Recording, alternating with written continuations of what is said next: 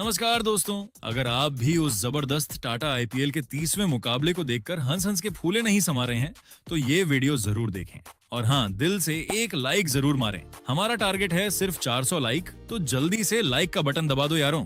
आज का मुकाबला तो ऐसा था कि सांसें थम सी गईं, क्योंकि ये मैच था ही इतना धमाकेदार कि क्रिकेट का भी माथा ठनक गया। गुजरात टाइटंस और मुंबई इंडियंस का ये महामुकाबला था ही ऐसा कि जैसे दो गोलू गोलू बच्चों के बीच खेला जा रहा हो। बस फर्क इतना था कि ये बच्चे क्रिकेट के थे और हम सब उनके फैन। शुभमन गिल की कप्तानी वाली गुजरात टाइटंस और हार्दिक पांड्या की मुंबई इंडियंस के बीच ये जंग थी ही ऐसी कि जैसे दो खतरनाक सुपर हीरो आमने सामने आ गए हों। नरेंद्र मोदी स्टेडियम अहमदाबाद का होम ग्राउंड था और वहां पर ऐसा लग रहा था जैसे कोई बॉलीवुड का बड़ा सीन चल रहा हो। बस यारों, इतना मजा आया कि देखने वालों की हंसी रुक ही नहीं रही और मैच की मस्ती में सब कुछ भूल गए। तो दोस्तों देखिए ये वीडियो, हंसिए, हंसाइए और लाइक जरूर कर दीजिए, क्योंकि जिंदगी में थोड़ी हंसी मजाक तो चाहिए ही। मैच की शुरुआत हुई एकदम फिल्मी अंदाज में। टॉस उछला और शुभमन गिल ने बाजी मार ली। भाई साहब ने बिना टाइम वेस्ट किए बोला, पहले गेंदबाजी करेंगे, जैसे पहले से पता हो कि आज कुछ गड़बड़ होने वाली है। और फिर मुंबई इंडियंस को बैटिंग का न्योता दे दिया। बिल्कुल शादी में पहली प्लेट पकड़ाने जैसा सीन। अब मैदान है नरेंद्र मोदी स्टेडियम और पिच ऐसी लग रही थी जैसे तेज गेंदबाजों के लिए वीआईपी रोड बना दिया हो। मुंबई की नई नवेली ओपनिंग जोड़ी आई। एक तरफ डेब्यू वाले दानिश मलेवार और दूसरी तरफ अनुभवी क्विंटन डी कॉक। स्टेडियम में फैंस ऐसे चिल्ला रहे थे जैसे आज ही ट्रॉफी मिलने वाली हो। लेकिन दूसरी तरफ खड़े थे कागिसो रबादा और उनका मूड देखकर लग रहा था कि आज वो स्वागत नहीं करोगे हमारा वाला सीन करने आए हैं। दूसरे ओवर में रबाड़ा ने गेंद उठाई और पहली कुछ गेंदों में ही डी कॉक को लगा कि आज तो बल्ला बोलेगा। एक शानदार शॉट भी लगाया। फैंस खुश, लेकिन असली फिल्म तो अभी बाकी थी। अगली गेंद आई 149 प्लस की स्पीड में, इतनी तेज कि टीवी पर स्लो मोशन भी हाँफ जाए। डी कॉक ने फिर से पुल मारने की कोशिश की, लेकिन गेंद ने कहा, भाई मैं मजाक नहीं कर रही, और बल्ले का किनारा लेकर सीधा हवा में। सबको लगा कैच कौन पकड़ेगा, लेकिन खुद रबाड़ा ने कैच पकड़ लिया, जैसे खुद ही सवाल पूछकर खुद ही जवाब दे दिया हो। मुंबई के ड्रेसिंग रूम में सन्नाटा ऐसा कि जैसे किसी ने वाईफाई बंद कर दिया हो। अब आए नए खिलाड़ी दानिश मलेवार, डेब्यू मैच और सामने रबाड़ा। ये वैसा ही सीन था जैसे नया ड्राइवर पहली बार हाईवे पर ट्रक के सामने आ जाए। रबाड़ा ने एक अंदर आती गेंद डाली और सीधे पैड पर ठोक दी। अंपायर ने उंगली उठाई और मलेवार ने सोचा, भाई रिव्यू लेकर भी क्या ही कर लेंगे, और सीधे वापस। 2 ओवर में मुंबई की हालत ऐसी हो गई जैसे एग्जाम में पहले ही पेज पर सारे सवाल अनजान मिल जाएं। लेकिन तभी एंट्री हुई सूर्य कुमार यादव की मिस्टर 360, मतलब मैदान का जादूगर। आते ही उन्होंने रबाड़ा की तेज गेंद पर ऐसा शॉट खेला कि फैंस बोले, ओहो अब मजा आएगा। खड़े खड़े ही गेंद को स्टैंड्स में भेज दिया, बिना मेहनत के, जैसे रिमोट से कंट्रोल कर रहे हो। अगली गेंद पर फिर चौका। अब तो लग रहा था कि सूर्य कुमार आज पूरा तूफान लाने वाले हैं, लेकिन रबाड़ा आज कुछ और ही प्लान करके आए थे। उन्होंने अगली गेंद ऐसी डाली जो अंदर आई बिजली की तरह और सीधा स्टंप्स उड़ा दिए। सूर्य कुमार यादव 15 रन बनाकर क्लीन बोल्ड और गुजरात के फैंस ऐसे खुश हुए जैसे लॉटरी लग गई हो। पावर प्ले खत्म होने से पहले ही मुंबई का स्कोर 33/3 और हालत ऐसी कि स्कोर बोर्ड भी सोच रहा होगा, भाई मैं रन दिखाऊं या विकेट गिनूं। रबाड़ा ने पावर प्ले के अपने स्पेल में ही 3 बड़े और मैच जिताऊ विकेट झटक कर मुंबई इंडियंस को पूरी तरह बैकफुट पर धकेल दिया था और गुजरात को मैच में एक ऐसी मनोवैज्ञानिक बेरहचक दिला दी थी जहां से वापसी करना किसी हिमालय चुनौती से कम नहीं था। अहमदाबाद के नरेंद्र मोदी स्टेडियम की विशाल दीवारों के बीच जब मुंबई इंडियंस की पारी ताश के पत्तों की तरह बिखरती हुई नजर आ रही थी और पावर प्ले के उन शुरुआती 6 ओवरों के भीतर ही टीम के 3 सबसे बड़े स्तंभ ढह चुके थे, तब पूरे स्टेडियम में एक सन्नाटा पसर गया था। लेकिन दोस्तों, मुसीबत की इस सबसे काली और कठिन घड़ी में युवा निडर और बेखौफ नमन धीर ने अपनी टीम के लिए अकेले मोर्चा संभाला। नमन ने आज दुनिया के सबसे बड़े क्रिकेट स्टेडियम में अपनी शानदार बल्लेबाजी से न केवल आलोचकों का मुंह बंद किया, बल्कि ये भी साबित कर दिया कि उनके पास न केवल क्लासिक तकनीक है, बल्कि बड़े मंच पर हिमालय दबाव के बीच खुद को शांत रखकर खेलने का असली मादा भी है। नमन ने मैदान पर कदम रखते ही रक्षात्मक रवैया अपनाने के बजाय गुजरात के गेंदबाजों पर एक प्रचंड जवाबी हमला शुरू किया। उन्होंने मोहम्मद सिराज की स्विंग और अशोक शर्मा की रफ्तार के खिलाफ बिना डरे अपने हाथ खोले और मैदान के चारों ओर शानदार बाउंड्री बटोरनी शुरू की। नमन के बुलंद आत्मविश्वास का अंदाजा आप इसी बात से लगा सकते हैं कि उन्होंने अशोक शर्मा की एक 147 किलोमीटर प्रति घंटा की तूफानी रफ्तार वाली गेंद पर, जो किसी गोली की तरह आ रही थी, उस पर एक बेहतरीन कलात्मक और बिजली जैसा तेज लेटकट खेला। गेंद पलक झपकते ही बाउंड्री के बाहर चली गई और इसी के साथ मुंबई इंडियंस के 50 रन भी पूरे हुए, जिससे प्रशंसकों की जान में जान आई।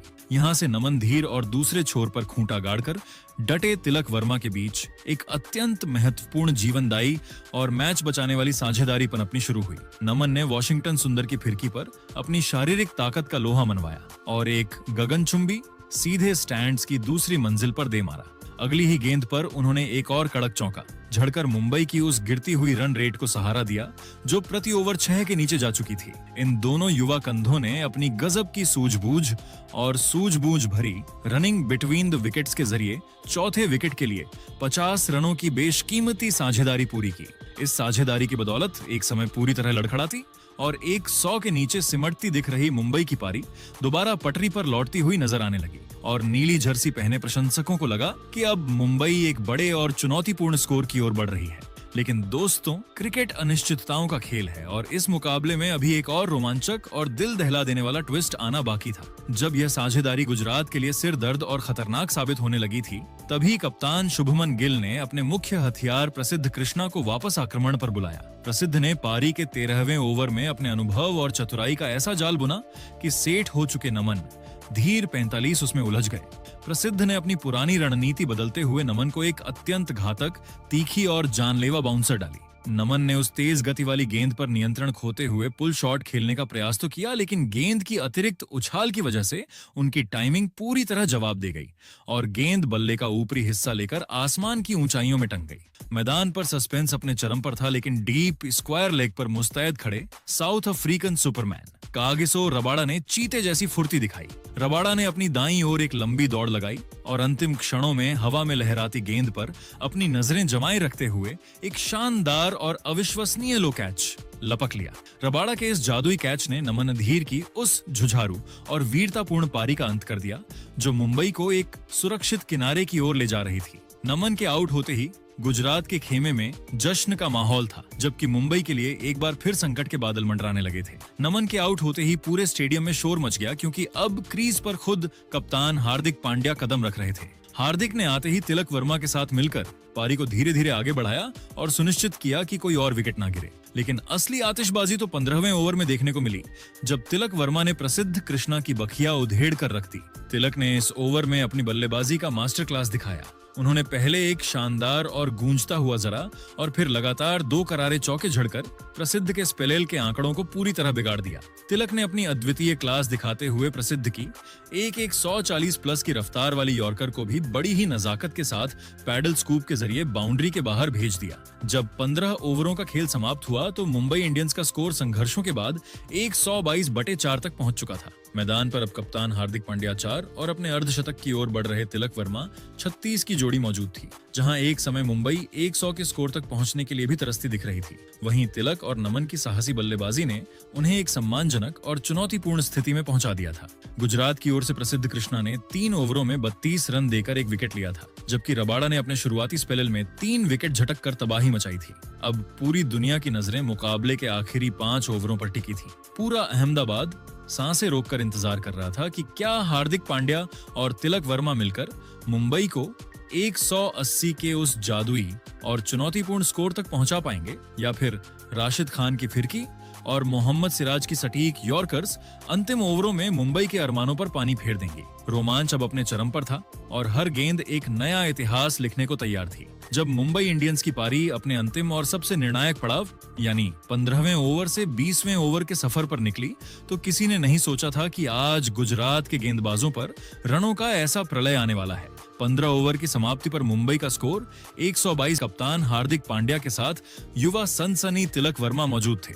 प्रशंसकों को उम्मीद थी कि यह दोनों टीम को एक सम्मानजनक स्कोर तक ले जाएंगे, लेकिन तिलक वर्मा के इरादे आज कुछ और ही थे। उन्होंने डेथ ओवरों में अपनी बल्लेबाजी से वह कोहराम मचाया जिसे सदियों तक याद रखा जाएगा। अहमदाबाद के नरेंद्र मोदी स्टेडियम की विशाल दीवारों के बीच जब मुंबई इंडियंस की पारी अपने अंतिम और सबसे निर्णायक पड़ाव की ओर बढ़ी, तो पूरे स्टेडियम में एक अजीब सा तनाव और रोमांच व्याप्त था। पारी के 16वें ओवर में गुजरात टाइटंस के कप्तान शुभमन गिल ने अपने सबसे बड़े ट्रम्प कार्ड दुनिया के सर्वश्रेष्ठ लेग स्पिनर राशिद खान को आक्रमण पर लगाया। रशीद की फिरकी के सामने अक्सर बड़े बड़े बल्लेबाज घुटने टेक देते हैं, लेकिन आज युवा तिलक वर्मा किसी अलग ही मिट्टी के बने थे। उन्होंने राशिद को जरा भी सम्मान न देते हुए पहली ही गेंद पर उनकी खतरनाक गुगली को भांप लिया और अपनी जगह बनाकर उसे सीधे गेंदबाज के सिर के ऊपर से एक गगनचुंबी और प्रचंड के लिए भेज दिया। इस प्रहार ने राशिद के आत्मविश्वास को हिला दिया और अगली ही गेंद पर तिलक ने बड़ी ही नजाकत के साथ डीप स्वीपर कवर की दिशा में एक और आलीशान चौका जड़कर ओवर से रनों की गति को 7वें आसमान पर पहुंचा दिया। लेकिन दोस्तों, असली तबाही और रनों का सैलाब तो 17वें ओवर में आना अब भी बाकी था। जब युवा तेज गेंदबाज अशोक शर्मा गेंदबाजी के लिए मोर्चे पर आए, तिलक वर्मा ने इस ओवर में अशोक की ऐसी बखिया उधेड़ी कि गुजरात के रणनीतिकार अपना सिर पकड़ने पर मजबूर हो गए।